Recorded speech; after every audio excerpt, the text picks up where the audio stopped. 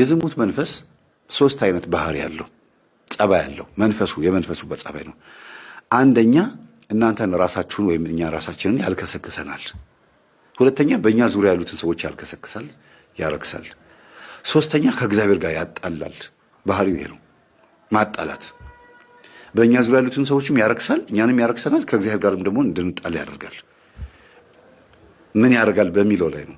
የዝሙት መንፈስ ግን በእኛ ውስጥ መኖሩ ምልክቱ ምንም ሰው ሳይሰብከን ሰባኪ ሳይሰብከን የምናውቀው ነገር ነው።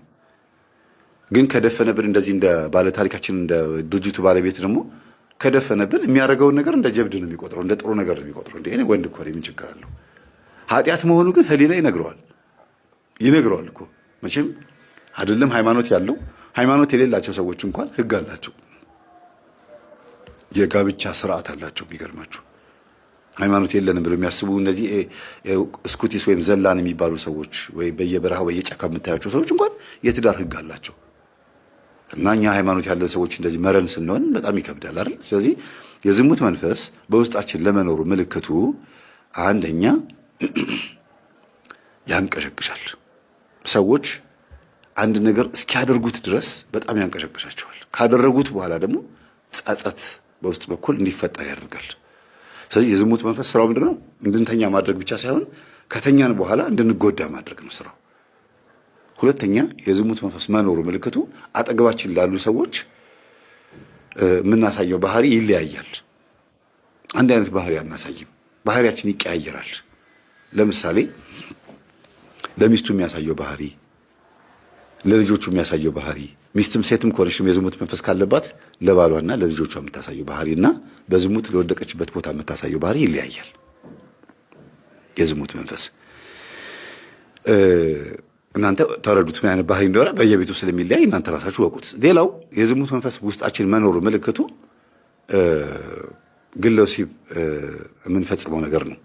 ግለ ወሲብ አይነ ጥላ ምንም እንኳን የምታስፈጽም ቢሆንም ሴቶችም ወንዶችም ግለ ወሲብ የሚፈጽሙት ያንን ስሜት ለማስተናገድ ነው። ያንን ስሜት እንደ ሱስ ታደርገዋለች።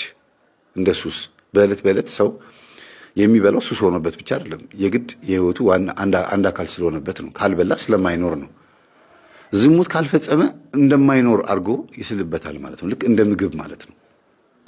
ዝሙት ካልፈጸመ ደስ እንዳይለው አድርጎ ይሰራበታል ወይም ይሰራባታል መንፈሱ ማለት ነውና ይሄንን ስሜት የምታስተናግዱ ከሆነ ከዚህ ስሜት መላቀቅ ካቃታችሁ መንፈሱ አለ ማለት ነው። ሀቢት ወይም ድግግሞሹ ተርኒንግ ፖይንቱ እዛው ላይ የሚጥላችሁ ከሆነ አሁንም እንድታረጉት የሚጋብዛችሁ ከሆነ በትክክል መንፈሱ አለ። እሺ ይሄ መንፈስ ስታውቁበትና ስትነቁበት ስልቱን እንዴት ይቀይራል? አንደኛ ያገባችሁ ከሆናችሁ አንቺ እየሰገድሽ እየጸለይሽ ይሄ መንፈስ ለማስወገድ ወይም ደግሞ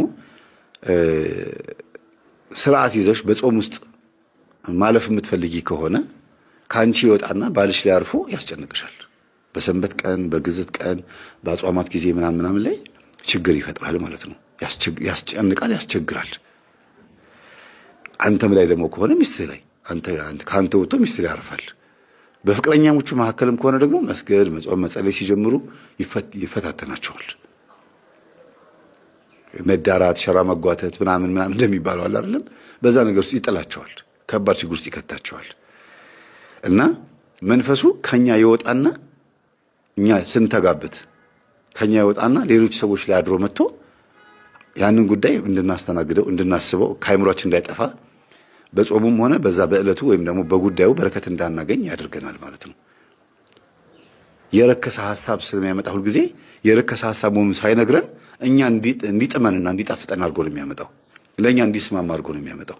ደግሞ ነገሮች ምቹ ይሆናሉ። ይሄን ለመፈጸም ይሄን ለማድረግ ነገሮች የተመቸ ይሆናል። መንገዱም፣ ሁኔታውም፣ ገንዘቡም አጠቃላይ ምቹ እንዲሆን ያደርገዋል።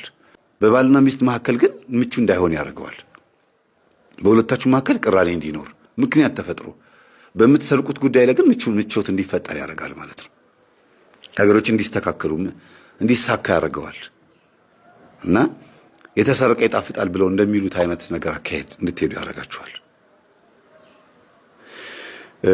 ከዚህ ነገር መላቀቅ የሚቻለው እንዴት ነው? መጀመሪያ ስትሰግዱ ስትጸልዩ ይህን መንፈስ ለመያዝ ከሆነና ከመንፈሱ ለመላቀቅ ከሆነ መጀመሪያ ታሰር ነው የሚባለው። ባለበት እዚሁ እኔ ጋር ማንም ጋር እንዳትሄድ እኔው ጋር ሆነ ታሰር ነው የሚባለው። እኔው ጋር ሆነ ታሰር። ከዛ በኋላ ታሸኙታላችሁ። ወደ ሌላ ሰው እንዳይሄድ እናንተው ጋር ሆኖ እንዲቀጣ ነው ማድረግ ያለባችሁ የመጀመሪያው። ከዛ ቀጥሎ ደግሞ ስጋን ምቾት እንዳይሰማው ማድረግ ቢያንስ እንኳን እስክትገሩ ያ ስሜት የሩካቤ ኒኮቲን የሲጋራ ኒኮቲን እንዳለ ሁሉ የሩካቤ ሐሳቡን ከአእምሯችን እስኪጠፋ ድረስ ስጋን በጾምም በስግደትም ምግብም በመለየትም ራሱ ለውዝ ከመብላት ምቾት የሚስማሙ ድሎት እንዲመቸን እንዲስማማን ከሚያደርጉ ምግቦች ትንሽ ራቅ ብሎ ራስን ማጎሳቆ ስጋን መጉዳት የዛን ጊዜ ትንሽ እንትን ይለዋል።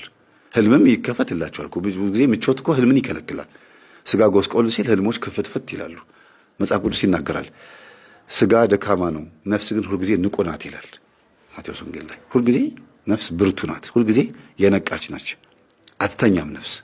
ስጋ ነው የሚተኛው እና ስጋን ለተወሰነ ጊዜ ቅጣት መቅጣት ይበለኝ ማለት መቅጣት ነው። ዝም ብሎ አሁን ሁሉ ነገር ለውጥ እንዲመጣ አለመፈለግ፣ በልምምድ እንዳመጣችሁት ሁሉ በልምምድ ለመመለስ መሞከር። አስቡት፣ ይሄ ባለ ታሪካችን የ16 ዓመት ወጣት ልጅ እያለ ሩካቤን ሴክስን ለመለማመድ ሴተኛ ዳርጋ ሄዶ ነው አይደል ያልኳችሁ? ሴተኛ ዳርጋ ሄዶ አስተምሪኝ አላት፣ አስለምጂኝ አላት። ለመደ። ከለመደ በኋላስ ያንን መንፈስ አፍሶ መጣና ማራገፊያ ሆነ ለሁሉም። ሲያገባም ምንም ሲልም ሁሉም አሁን ልጆቹ ምንድናቸው ማለት ነው? ያ መንፈስ አለባቸው። ምክንያቱም ያንን መንፈስ ይዞ መጥቶ ነው ከሚስቱ ጋር የተኛው። እሷም ደግሞ ዘማዊ የሆነችውም በዚሁ መንፈስ ምክንያት ነው። እሱ ይዞ መጥቶ ከእሷ ጋር በመተኛቱ ምክንያት ነው። ስለ ጋብቻው እንዴት እንዳገባት መናገር ያልፈለኩት ስላልተፈቀደልኝ ነው እንጂ ብናገር በጣም ይጠቅም ነበረ። ግን አልፈቀደችልኝም፣ ለቤተሰቦቿ ስትል ማለት ነው። እሷ ላይ ግን የዝሙት መንፈስ የመጣባትና እሱ ቤት ስለማይመጣ እሷ ከእሷ ጋር አብሮ ስለማያድር ከብዙ ወንዶች ጋር እንድትሄድ ያደረጋት ግን የእሱ መንፈስ ነው። እንዴት እንደሚዛመታችሁ እንግዲህ እሷ ጋር ሄዶ እንደዚህ ካደረጋት ልጆቹ ጋር ስመጥቶ ደግሞ ሲያድጉ እንደዛ የማያደርግበት ምክንያት ምን አለ? ለዚህ ነው ወንድምና እህት፣ እህትና ወንድም ሩካቤ የሚፈጽሙት በአባትና በእናት ችግር ምክንያት ነው ብለን የምንናገረው። ባዩት ቪዲዮ ብቻ አይደለም። ለዛ ቪዲዮ የጋበዛቸው መንፈስ ግን የቤተሰብ መንፈስ አለ፣ የዝሙት መንፈስ ማለት ነው። ለዝሙት መንፈስ ከሚዳርጉ ነገሮች ውስጥም ደግሞ ሌላ ሁለቱ ደግሞ ስንፈተ ወሲብ ተብሎ የሚወሰድ ቅጠላቅጠልና የአጋንንት አሰራርና መስተፋቅር የሚባሉት ናቸው። ላገባት ብሎ ሲጠይቃት ወይም ደግሞ ሲሞክር እምቢ ትለዋለች፣ ወይም ደግሞ የማይሳካ መስሎ ሲሳማው በመስተፋቅር ያገባታል። ከዛ ያ መስተፋቅር መንፈስ ደግሞ ሁለቱን በዝሙት ነው የሚያፋቅራቸው። በቃ የተፋቀሩት እኮ ልጅ ለመውለድ ቢሆንም ለመጋባት ቢሆንም ግን ዋናው ጉዳይ ትኩረቱ አይቷት ነው የወደዳት። አካሏን አይቶ ስለሆነ የዝሙት መንፈስ ነው መጀመሪያ በቡዳ መልክ የሚገባው። ግን ውስጥ ያለው ደግሞ እሷ ውስጥ ያለው አይነ ጥላ ደግሞ ይከላከላል። አታገባትም የኔ ነች ይለዋል። ከዛ ምን ያቀርባል? ስጦታ ያቀርባል። መተት ማለት ነው። መተት ይመጣና አይ ይጋቡ ልጆቹ ያንተ ናቸው ብሎ ያዝለታል። የሚወለዱት ልጆችን መልከፍ ትችላለህ ይባላል። እሺ ይላል። በመስተፋቅር ያገባታል። የሚወለዱት ልጆች የተለከፉ ይሆናሉ። በመናፍስት ስለሆነ የተጋቡት በመናፍስት ያድጋሉ ማለት ነው። ሆረር ፊልም ይመቻቸዋል። ግለ ወሲብ ይፈጽማሉ። ከጎረቤት ጋር በልጅነታቸው ድንግልናቸውን ያጣሉ። በጣም ብዙ ችግር ይፈጠራል በልጆቻቸው ላይ ማለት ነው። የማይታዘዙ ልጆች ነው፣ አደገኛ ልጆች ይሆናሉ። መቆጣጠር ያቅተዋል። አባትም እናትም ከቁጥጥር ውጭ በላይ ነው የሚሆኑት። እና የዝሙት መንፈስ በመስተፋቅር ምክንያትም ሊገባ ይችላል። በስንፈተ ወሲብም ያው እኔ ከሚስት ጋር ጥሩ ሩካቤ መፈጸም አልቻልኩም ብሎ አይደለም ስንፈተ ወሲብ ድግምት የሚያስደግመውና ይሄንን አኝከህ ይሄንን መጠህ ይሄን እንደዚህ አድርገህ ይሄን አስረህ እዚህ ጋር እንደዚህ አድርገህ ተገናኛት እያለ ደብተራ ሲሰጠው እሺ ብሎ ይገባል። ከዛስ በምን ብርታት ነው ከሚስቱ ጋር የሚተኛው? በመናፍስት። ከዛ ምን ያደርገዋል? ዘማዊ ያደርገዋል። አንዱ አልነገርኳችሁም ከዚህ በፊት ባለቤቴ ደካማ ስለሆነ እኔ ደግሞ ሩካቤ ስለምወድ አለች። በቃ እንዴ ያስፈልገኛል ብላ ሄዳ ጓደኛዋ ስታመክራት ስንፈተ ወሲብ አሰሪ ያለቻት እሺ ብላ አሰራች። ከዛስ ባሏ ጎበዝ ሆነ አልጋ ላይ እሷ እንደምትፈልገው። ግን ጨዋ የነበረው ከቤት መስሪያ ቤት ከመስሪያ ቤት የቤት በጨዋነት ይመላለስ የነበረው ባሏን ዘማዊ ያደረገችው። ከሷ ውጪ ሴተኛ አዳሪ ሄዶ መተኛት ጀመረ። አምሽቶ መምጣት ጀመረ። ጭራሽ ሴት አቅፎባት መጣ። ሰክሮ እየተንገዳገደ ትዳር አለ እንዴ ብላለች ሴተኛ አዳሪው ራሷ። እና ጉዶንኩኝ ብላ ነው የደወለችው። እኔ ጋር አቅርቤላችኋለሁ ገጠመኝ። እንዲህ አይነት ነገር ውስጥ ይከታል፣ ዘማዊ ያደርጋል ማለት ነው። ለጸብቅ ብዬ ባዝላ ተንጠልጥላ ቀረች ብሎ እንደሚተርቱት አይነት ነገር ነው የሚሆነው። ለራሴ ለጥቅሜ ብዬ ወይም ደግሞ ለትዳራችን ብዬ ደስ እንዲለን ብዬ አድርጌ ጥበብ ነው ብሎ ስለሚያታሏቸው እኮ ነው። ጥበብ ነው ይሄ እኮ ችግር የለውም ይላሉ። አንዳንዶቹ ደግሞ በጣም ሲነቃባቸው ደብተራዎቹ አጋንንት እኮ ይታዘዛል፣ በእግዚአብሔር ኃይል አዝነው ስራ እንዲሰራ ማዘዝ ይቻላል ነው። እንኳን አዘኸው ሳትፈልገው እንኳን መጥቶ እንደ ልክስክስ ውሻ አንተን ገነት ሲኦል ለማስገባት የሚፍጨረጨር መንፈስ ነው አዘኸው እሺ የሚለው። በጣም የሚገርም ነው። እና ይሄ ነው። ሌላው የዝሙት መንፈስ በቡዳ መልክ ይገባል። ጎረምሶች፣ ወጣቶች እናታቸው ጨሌ የምታመልክ ወይም ቡና የምትካድም ወይም ደግሞ ከራማ የምታመልክ ብዙ ነገሮች የምታደርግ ልትሆን ትችላለች። ፈጫሳ የምታደርግ ፈረቀሳ የምትሄድ እዛም ሄዳ ዛፍ ቅቤ የምትቀባ ወይም ደግሞ ደብተራ ጋር የምትልከሰከስ ልትሆን ትችላለች። ከእንደዚህ አይነት ቤተሰብ የተወለደ ልጅ ያው መንፈስ ስላለበት ላዩ ላይ ድድ ማስጫ ድንጋይ ቦታ ላይ ተቀምጦ ምናምን ሲወጪ ወላጆቹ ሴቶችን ያህል ከዛ አይን ውስጥ የገባችውን ሴት ሄዶ እንደምንም ብልጇን ጎትቶ ያናግራታል። ያው ምላሱን ይዘረጋና በዛ እትትህ ይላታል። እሺ ትላለች። አንዴ ከነካት በኋላ የዝሙት መንፈስ ገባ ማለት ነው። ከርቀት ራሱ ራሲስቱ እንዴት ነው ያምራል፣ አሪፍ ነው፣ ምንድነው፣ መቼ ነው ሰላም ሻይ ቡና እንበል ይላል። ገብቷላ የቡዳ መንፈስ። እሷ ደግሞ መለከፏ ደስ ይላታል ትላለች። አንድ ክርስቲያን ወደ ክርስቶስ ሲሄድ መጀመሪያ ደግሞ የሚቀርበውና የሚያገኘው ማን ይመስላችኋል? ራሳችሁ ንገሩኝ። አንድ ክርስቲያን ወደ ክርስቶስን ለመፈለግ ሲጓዝ መጀመሪያ የሚያገኘው ማንን ነው? ሄሮድስን ነው። ማንን ነው የሚያገኘው? ታዲያ በቃ አሁን እኮ ሄሮድስ ነው የሚያስቸግረን። ቤተልሔም ለመድረስ ክርስቶስን ለማየት ከእናቱ እቅፍ ጋር ለማግኘት መጀመሪያ የሚቀድመው ሄሮድስ ነው። የእግዚአብሔር ብርሃን እየመራን እያለ ቢሆንም በመንፈሳዊ ጸጋ ውስጥ ልናልፍ በተስፋ ውስጥ ብንገኝም ትግሉ ከሄሮድስ ጋር ያለው ትግል የዋዛ አይደለም። ወርቃቸውንም ብራቸውንም አምልኮታቸውንም ይዘው ሄሮድስ ጋር ነው የተጠጉት። የክርስቲያኖች እንቅፋት ትልቁ ሄሮድስ ነው። ሄሮድስ የሚከተሉትን ስራዎች ያደርጋል። ሰብአ ሰገልን ተቀበላቸው፣ በቤተ መንግስቱ አስቀመጣቸው፣ መገባቸው፣ አበላቸው፣ አጠጣቸው፣ አከበራቸው። ግን ልቡ ስውር ነው ሄሮድስ።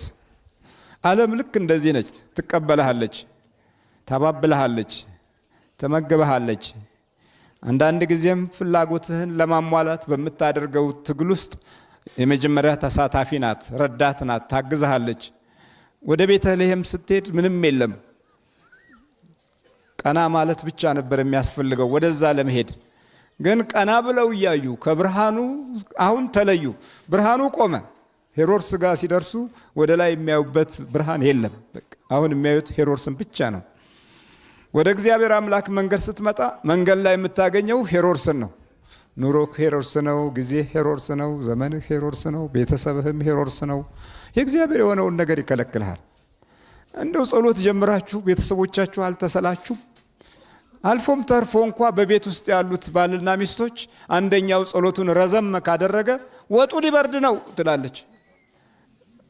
ቡናው ፈልቶ እኮ ቀዘቀዘ ትላለች። መነከቱ ሰዓት አልፏል እኮ ቀነስ አድርገው ይሉሃል። ጠበቅ ስትል መንፈሳዊ ኃይልህ በርታት እየጨመረ ሲመጣ የውስጥ ተመስጦህ ከፍ ሲል ሄሮድስ ቤት ውስጥ ቁጭ ብሎ ብርሃንን ይከለክልሃል። አሁን ሰብአ ሰገላይ ብርሃናቸው የለም። ሄሮድስ ብቻ ነው አሁን የሚያዩት። ቀና ቢሉ የለም። ቀና ቢሉ አሁን ደስታቸው የሄሮድስ ምግብና መጠጥ ብቻ ነው። ሌላ ምንም አይነት ነገር የለም። ወደ ሰማይም እንዳያዩ ብርሃኑ ተጋርዷል። ለምን? እዛ ቤተ መንግስት ውስጥ የእግዚአብሔር ብርሃን አያርፍም። ሲወጡ ነው የሚታየው። ሲወጡ ነው በአይናቸው ላይ የሚበራው። ሲወጡ ነው የሚመራቸው። ካልወጡ አይታይም። ዛሬ ክርስቲያናዊ አኗኗራችንና በረካታችን ልክ በሄሮድስ ተነጥቀን ዝም ብለን ብቻ እዛው እየተድፈነፈንን መሰሪነትን በልቦናችን ውስጥ ተማረን። ሄሮድስ መሰሪ ነው። ብዙ ጊዜ ከሱ ጋር ከቆዩ ሰብአ ሰገል መንፈሳዊ ኃይላቸው ይዳከማል። የአባቶቻቸው ተስፋና የሚፈልጉትንም እድል አያገኙትም። እንዲህ ነው። አሁን እኮ ወደ ክርስቶስ ስትመጣ፣ ወደ አምላክ ስትመጣ ሁልጊዜ እንደ ታላቅ ግንብ ሆኖ የሚከለክልህ ሄሮድስ ነው። በቃ እጸልያለሁ ብለህ አትጸልይም፣ እሰግዳለሁ ብለህ አትሰግድም፣ አመልካለሁ ብለህ አታመልክም። ቤትህ ውስጥ ራሱ ቤትህም ይፋለምሃል። ከመሰረቱ ችግር ያለበት መሬት ከሆነ የእርግማን ልጆች የረገጡትም ከሆነ ሲያቃዥህ ነው የሚያድረው እና ተስፋህ ላይ አደጋ እየፈጠረ እንዳታገኘው፣ ከክርስቶስ ጋር እንዳትዋሃድ፣ በእግዚአብሔር ብርሃን እንዳትመራ፣ ኑሮህ ላይ ቅድስና እንዳይኖር፣ የልብህ ቡራኬም የእግዚአብሔር ፍቅር እንዳይሆን ሁልጊዜ ይታገላል ሄሮድስ። እየሰማችሁ ነው? ስለዚህ አንድ ክርስቲያን ሄሮድስ ጋር ካልደረሰ በምንም መንገድ ቤተልሔም አያገኛትም። እንግዲህ ለማምለጥ የሚደረገው ትግል ላይ ነው አሁን ያለ ነው። የእኛን ሄሮድሶች አሁን ቶሎ ለማምለጥ አንዳንዴ የራሳችን ይሄ ሎጂኩ ደግሞ በጣም የጨመረበት ዘመን ስለሆነ ማንኛውንም መጽሐፍ ገለጥ ስታደርገው ሎጂክ ይሰጥሃል። ወደ ሳይኮሎጂው ስትሄድ፣ ወደ ርዕዮተ ዓለሙ ስትሄድ፣ ወደ ፍልስፍናው ስትሄድ፣ ወደ ትምህርቱ ስትሄድ፣ ወደ ባዮሎጂው፣ ወደ መድኃኒቱ አካባቢም ስትሄድ ሁሉም የየራሳቸው ምናባዊ የሆነ አእምሮህን የሚሰርቁ ነገሮች አሏቸው። አንዳንዶቹም የሚያሳምኑ እየመሰለህ ትቀበለውና ስትሞክረው ካንተ ጋር አይጣጣምም። ላሳለፍካቸው ጊዜያቶች ትላለህ። እንደገና ደግሞ ይህንን ኡታ ሰብአ ሰገላ ለመቀበል አይ እንሄዳለን እስክናገኘው ድረስ አሉ። እንግዲያው የታል ኮከቡ ይላቸዋል። ደግሞ እዛ የምርመራ ጀምሯል። እዚህ አንድ ቃል ታገኛላችሁ እንዲህ የሚል በጥንቃቄ መርምሩ፣ ባገኛችሁት ጊዜ እኔ ደግሞ መጥቼ ሰግድለታለሁ። በጥንቃቄ ምን በሉ አላቸው? መርምሩ። እነሱ ከ2000 ዓመት በፊት መርምረው ጨርሰዋል። የአባቶቻቸው ራእይ ልቦናቸው ውስጥ ተጽፏል። ውስጣቸው ነው ያለው። ኃይላቸው በባህሪያቸው ውስጥ ነው። ይሄውም ደግሞ የዛሬው ትውልድ ሳይሆን ያለፈው ትውልድ ጸጋና ሞገስ ተከትሏቸዋል። አሁን እኛ ምን አለን እስቲ? ወደ አያትህ ዞር ስትል ጨሌ ታቅፋ ነበረ፣ በየውቃቢ ቤቱ ትዞር ነበር። ወደ ቅድመ አያትህ ዞር ስትል እንደዚሁ በተለያየ አይነት ጣዖት ውስጥ ነበረች። ስለዚህ እንዴት በተገለጠና በተከፈተ ሰማይ እንኑር?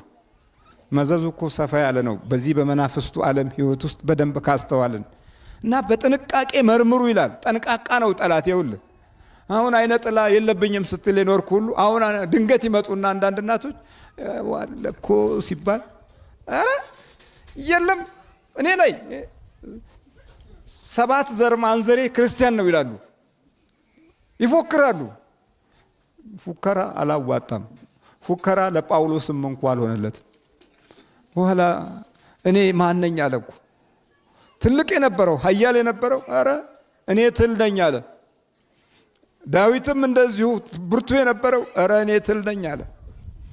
ለዚህ ለስጋ የተሸጥኩ ነኝ አለ ጳውሎስም። ከእኔ እንዲለይ 3 ጊዜ ጸለይኩ አለ።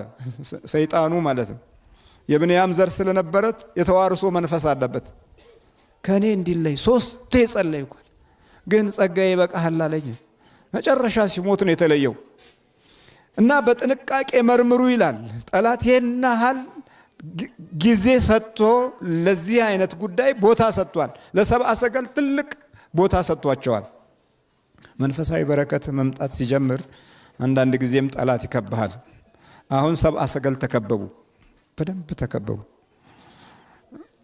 እና እንሰግድለታለሁ በቃ ንገሩኝ አላቸው። እነርሱም ንጉሱን ሰምተው ሄዱ ይላል። በዘመኑ የነበረውን ትልቁን ሰው ሰሙት፣ ግን ውስጡ ሌላ ነው። እግዚአብሔር ይንገረን። ውስጡ ሁሉም ሌላ ነው ወገኖች። እግዚአብሔር አምላክ ሆይ ንገረን እንበለው። ሰምተው ሄዱ አይደል የሚለው? አዎ አደመጡት። ከሱ በላይ ትልቅ የለም፣ ከሱ በላይ ብርቱ የለም፣ ከሱ በላይ በዛ ቦታ ላይ በዛ ግዛት ውስጥ አዋቂ የለም። የህዝቡ መሪ ነው። ጊዜና እድል ሰጥቶት ንጉስ ነው። እስራኤልን በሙሉ ተቆጣጥሯል።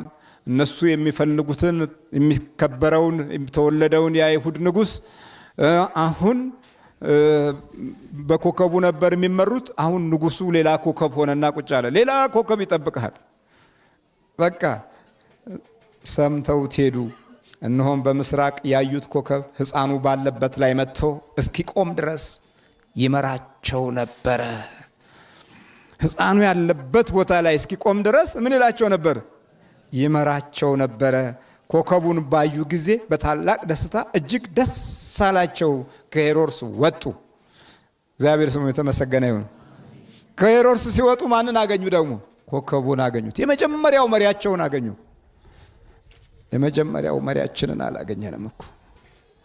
መሀል ላይ ሄሮድስ አላያችሁ። መንበርከክ መስገድ በምትፈልግበት ህይወት ውስጥ ሌላ ሄሮድስ ይመጣና ያዳክማል። በፍቅረ ነዋይ ባለን ሐሳብ እንቅልፋተን ስናደር በመንፈሳዊ ህይወት ባለ ውሳኔ ላይ እንቅልፋችን ይመጣል።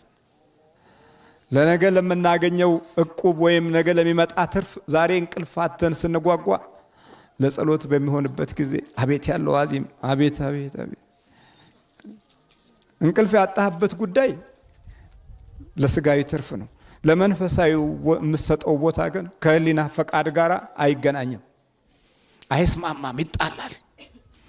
አሁን እነሱ ከመጀመሪያው መሪያቸው ጋር ተገናኙ።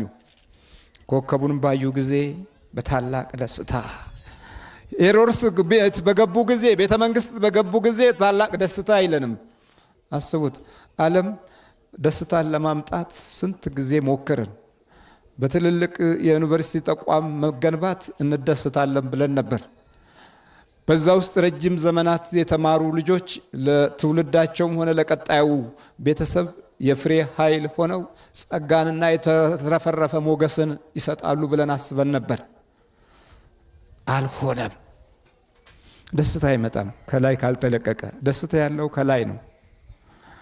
በአመጋገብ መሻሻል ደስታ ይመጣል ብለን ጧት እንቁላሉን፣ ጥብሱን፣ ዱለቱን ከሰዓትም እንደዚሁ ቁርጡን፣ ክትፎውን፣ ማታም ራታችንን፣ ቅቅሉን፣ ምኑን፣ ውስኪውን ምኑን አልነው ደስታ ይመጣል ብለን ነው ታገልን።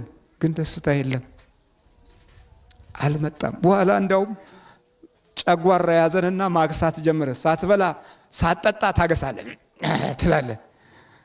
ዓለም ደግሞ ለማክሳት አንቡሃ ጩኸት ሁሉ አንቡሃ ሆነ፣ ጸሎት ሁሉ አንቡሃ ሆነ። ምን ዋጋ አለው? የለም፣ አልሆነም። ወደ ላይ ቀና ስትል ነው ደስታ ያለው። ይኸውልህ ደስ አላቸው፣ በታላቅ ደስታ እጅግም ደስ አላቸው። ወደ ቤት ገብተው ሕፃኑን ከእናቱ ከማርያም ጋር አዩት፣ ወድቀውም ሰገዱለት። ሳጥኖቻቸውንም ከፍተው እጅ መንሻ ወርቅና ዕጣን ከርቤም አቀረቡለት።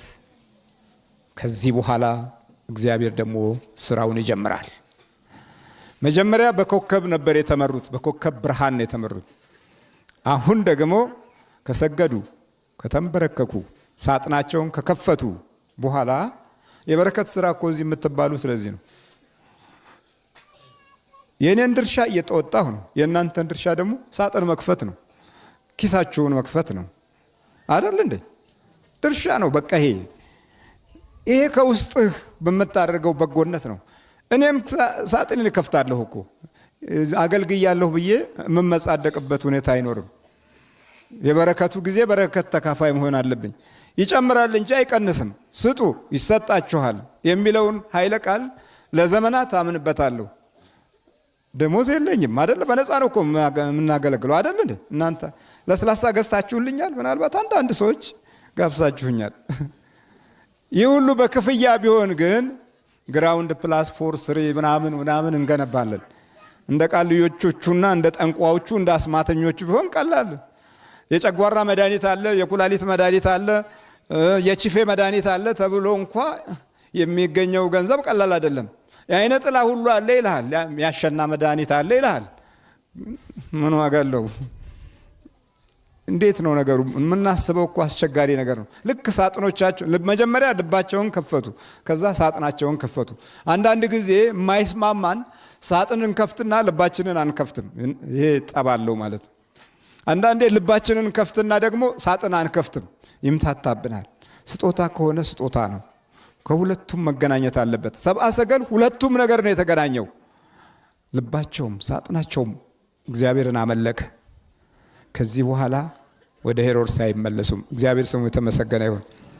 ወዴት አይመለሱም? አይመለሱም። በቃ እንዲህ የሚል ቃል ታገኛላችሁ። እነርሱም ከሄዱ በኋላ እነሆ የጌታ መልአክ በሕልም ወደ ሄሮድስ እንዳይመለሱ በሕልም ተረድተው በሌላ መንገድ ወደ አገራቸው ሄዱ። እንዲህ እያሉ በጥንቃቄ እንደዚህ ያለን የጋበዘን ያበላን ያጠጣን ለተንኮል ነበር እንዴ ለካ አሉ። ሚስጥሩ የተገለጠው በሌላ መንገድ ሂዱ ሲላቸው ነው። በቃ ወደ ሄሮድስ እንዳትመለሱ፣ ሄሮድስ ሕፃኑን ሊገለው ይፈልገዋል። ስለዚህ እናንተ በጥንቃቄ መርምሩና እሰግድለታለሁ ያለው ውሸቱን ነው አለ። በሕልም ተረድተው አሁን የሕልም መረጃ እግዚአብሔር እኮ በሕልም መንገድ ይነግራቸዋል እኮ። አንዳንድ ጊዜ ብዙ የሚነግራቸው ነገሮች አሉ፣ ግን ስለማናገናዝበው በመንፈሳዊ ተስፋና ራእይ ውስጥ ስላልነበር መረጃዎቻችን በቀና መንገድ የተተረጎሙ አይደሉም። እና በሕልም ተረድተው በሌላ መንገድ ወደ ሀገራቸው ተመለሱ ይለናል። ይሄ ነው እንግዲህ የጌታ ልደት ሌላ መንገድ አለው። እሺ ለሀገራችንም ለሕዝባችንም እግዚአብሔር ሌላ መንገድ አለው። ለትውልዳችንም ሌላ መንገድ አለው። እኛ በስጋ ሌላው ዓለም ላይ ወደቅን፣ ተንጠለጠልን። እንድንወድቅ ነው የሚፈልጉት እኮ። የራሳችን የሆነውን ይዘን እንዳንቆም፣ በራሳችን በኩል ያለው ኃይላችን እንዳይጠናከር በጣም ይፈልጋሉ። ሻል ብሎ የሚወጣ ሰው ካለ ቀስ ብለው ተቆጣጥረው እንደምንም ብለው አዳክመው ጊዜውንና ዘመኑን ጨርሰው እስኪሞት ድረስ ይከታተሉታል። የተሻለ ሰው ካለ፣ የተሻለ የበረከት ሰው ካለ እና ይሄን ነው። ግን ከእግዚአብሔር ጋር ከሆነን ሌላ መንገድ አለን። ምቀኛውን፣ ሸረኛውን፣ የዘመኑን ኢሉሚናቲ እነ ባፎሜትን እነ ፍሪሜሰንስን እነዚህን ሁሉ እናልፋቸዋለን። እነሱ ረጅም ነው በሆነ እንደ ስከለተን።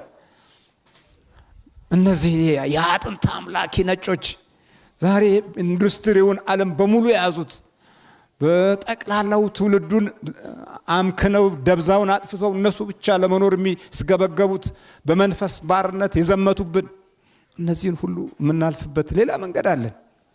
ነጮች ወዳጆቻችኖች እኮ አይደሉም። አይምሰልም። ድሮ በስጋ ባርነት ዓለምን ቀጠቀጡ። አሁን በመንፈስ መጥተዋል። ምን እያደረጉ ነው? ሰይጣኑን እንኳ እያያዙ ይሄ አንዱን ሰይጣን በአንዱ ሰይጣን ነው የሚያዘው። እና የነጩ ሰይጣን ይሄን አፍሪካውን ሰይጣን ይይዙና ወስደው ክፋት አስተምረው ሁሉንም ያዛቸው፣ አፍዛቸው፣ አደንግዛቸው ብለው አስተምረው አምጥተው እዚህ መልሰው ያስቀምጡታል። የሚገርም እኮ ነገር ነው። ድሮ ወዚህ በባሌ አካባቢ ፈረንጆች መጥተው ሰይጣን ይዘው ሄዱ እያሉ ይነግሩን ነበር እኮ። ሰይጣኑን ይዘውት ሄዱ። አስረው በሰንሰለት አስረው ይዘውት ሄዱ። አስረው ወስደው የሚወስድ እንትን ሊመራመር መሰለ አሰልጥኖ ሊልክልህ እኮ ነው ወደዚህ። ለዚህ ነው የኛ ሰይጣኖች እዚህ የአፍሪካው ሰይጣኖች እንጀራ ስትበላ ይቀናል። የአበሻውማ ጭራሽ ብሶበት ከሌላው ዓለም በካልሲ ይቀናል። በካልሲ ጫማውን ተው። ይሄና ለምን ሆነ ስንል መንገድ አተን ነው። ክርስቶስ ጋር ስንጠጋ ሌላ መንገድ አለን። አያችሁ፣ ከክርስቶስ ስጋና ደም ጋር ስንያያዝ ምን አለን? ሌላ መንገድ አለን። ሌላ መንገድ ከክርስቶስ የዘላለም ሕይወት ጋር ስንጨባበጥ ሌላ መንገድ አለን። መንገድህን እስቲ ያሳየን ስንለው እኮ ሄሮድስንም ያሳየናል። በተስፋ ቃል ዝም ብሎ የሚሞሉንን መስሎ የታያቸውን እየተናገሩ ለልቦናችን እውነት እያስመስሉ የሚያወሩንን ሁሉ ያኔ ታቋቸዋላችሁ። ለካ ውሸት ነው፣ ውሸት ነው። ሄሮድስ ነፍሰ ገዳይ ነው። እኔ ሰግዳለሁ ያለው ውሸቱን ነው። ስለዚህ ብዙ ርዕዮተ ዓለሞች ወደ ሃይማኖት ይመጡና ጠጋ ይሉና የሚፈጥሩት ችግር የተወሳሰበ ነው። እግዚአብሔር ከሁላችን ጋር ይሁን። በክርስቶስ ስጋና ደም ታነጸን የመንግስቱ ወራሾች እንድንሆን አምላካችን ያብቃን። አሜን።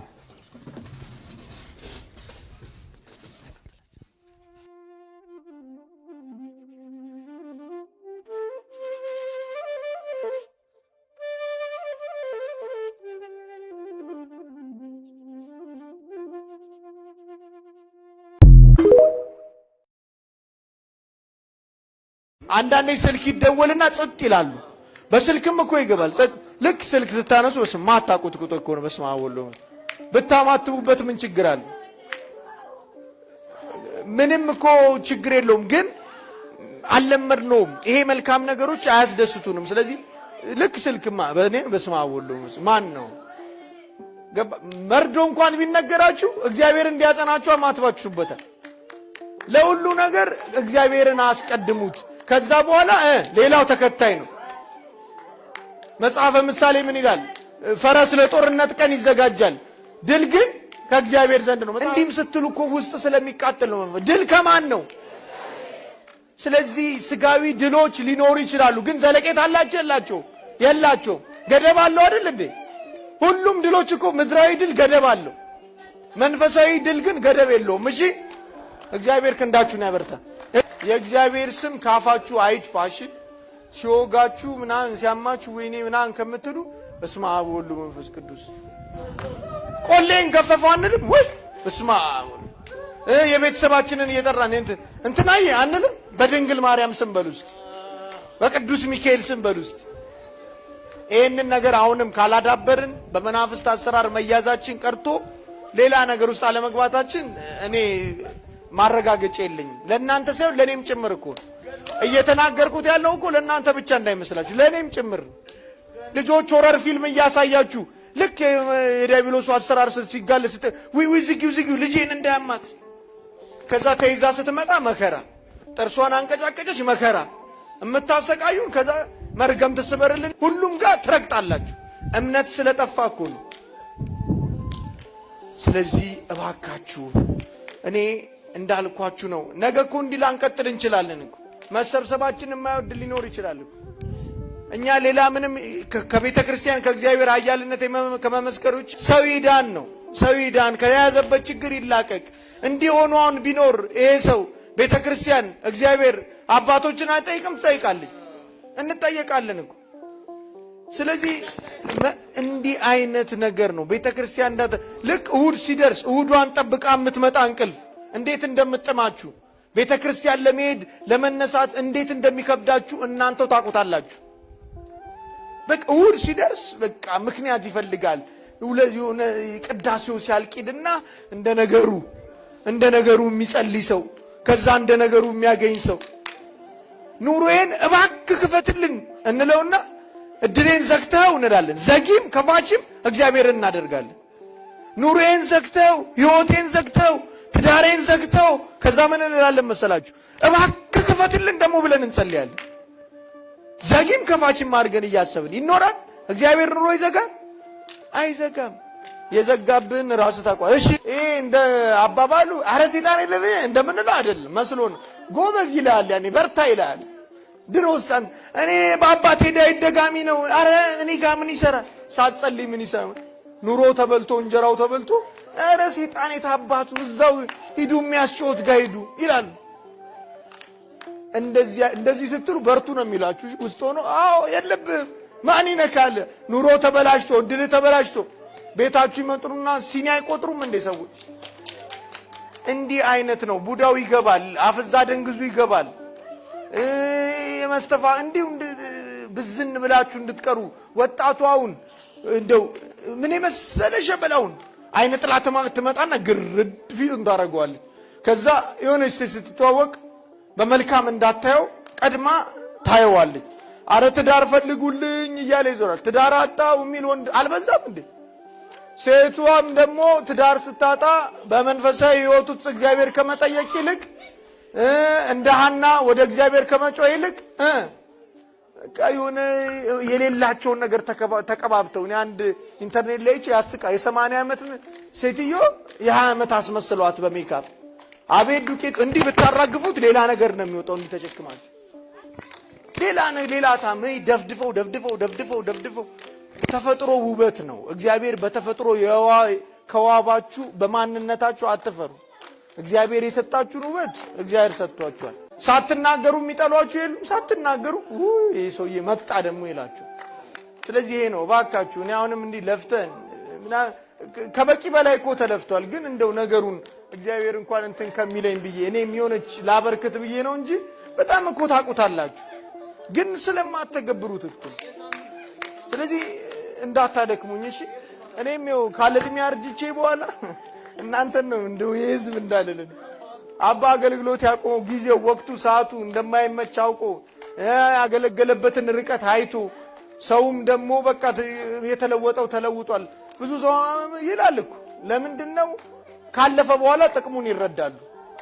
በእጅ ያዝነው ነገር እንዳይሆንብን ምንም እኔን ተጠጉኝ እኔና ሳይሆን ግቡ፣ ጸልዩ፣ አድርሱ፣ ኪዳን ቁረቡ። የሁሉ ነገር ማሳረጊያው ደግሞ ስጋው ደሙ ነው። ጸልያችሁ ተባርካችሁ ቤታችሁ አድክማችሁ መታችሁ በስጋው ደሙ ካላሳረጋችሁት አይሆንም። ስጋዬን የበላ ደሜን የጠጣ የዘላለም ሕይወት አለ። ከዚህ በላይ ምን የተስፋ ቃል አለ? ከዚህ በላይ ወፎችን ያቸው አትጨነ አይዘሩም። ከዚህ በላይ ምን የተስፋ ቃል አለ? አለ እንዴ ንገሩኝ። ወይስ እንደ ሞቲቬሽናሉ ዛሬ ምናምን እንደዚህ እንድል ነው የምትፈልግ? አይሆንማ። እግዚአብሔር ነው ተስፋ። ሳይነቁ ማንቃት አያስፈልግም። በብዛት ሳይነቁ ለማንቃት የሚሞክሩ አይታ ለእንጀራ ነው፣ ያ ለኪስ ማዳበሪያ ነው፣ እንጀራው ነው፣ ስራው ነው። ስለዚህ የምትነቁት እግዚአብሔርን እና እግዚአብሔርን ስትይዙ ነው። በአዲስ ኪዳን ሕይወት ውስጥ እግዚአብሔር ቃሉን ሁሉ እንደፈጸመው ሁሉ እናንተም የተናገረውን ነገር ለምን ትጨነቃለህ? እንዲህ ወፎች እኮ አይዘሩም አያጭዱም ብሏል አትልም እንዴ? የሚያስጨንቅህን ነገር ማወቅ መቻል አለብን። እንግዲህ እንደ ፈሪሳውያን ለስርዓቱ ብቻ መኖር ዋጋ ቢስነት ነው። የአምልኮ መልክ አላቸው፣ ኃይሉን ግን ክደዋል። እንደ ድሮ ዛሬም እግዚአብሔር ይሰራል። እሺ እንደ ድሮ እንደሰራ ሁሉ እግዚአብሔር ዛሬም ይሰራል። ግን መልካም አስተሳሰብ ሲኖር ነው። በሰንበት ሲፈውስ እንከን አውጪዎች ሳምራዊ እቺ ኃጢአት የሌለባት እቺ ሴት ይገሯት አይደል እንዴ? ስለዚህ አንንቃ። ከመንቃት አልፈን ለሌሎቹ እናንቃ።